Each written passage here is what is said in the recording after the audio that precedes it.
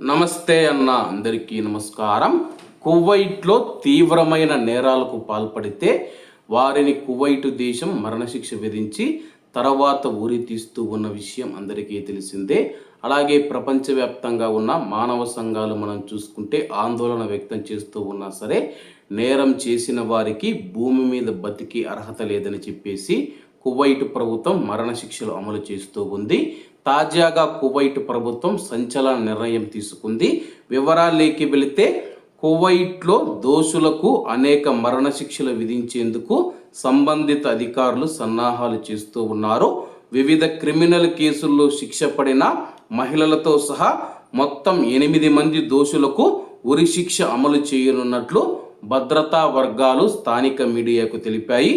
ఉరి శిక్షలు కువైట్లోని సెంట్రల్ జైలులో అమలు కానున్నాయని చెప్పేసి ఇక్కడ అవసరమైన అన్ని ప్రక్రియలు పూర్తయ్యాయి. వీటిలో అత్యవసర వైద్య పరీక్షలు మరియు ఫోరెన్సిక్ విధానాలు పూర్తి కావాల్సి ఉంది.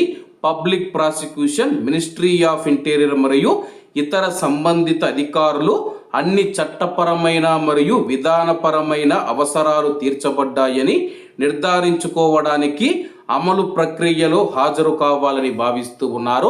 ప్రస్తుతం మనం చూసుకుంటే కువైట్లోని మాదక ద్రవ్యాలు కానీ, హత్యా నేరాలు కానీ, లేకపోతే ఇతర నేరాలలో మనం చూసుకుంటే నిందితులుగా ఉండి శిక్ష పడిన వారు ఎవరైతే ఉన్నారో మహిళలతో సహా మొత్తం 8 మందిని ఉరి తీయనున్నట్లు కువైట్ అధికారులు తెలుపుతూ ఉన్నారు.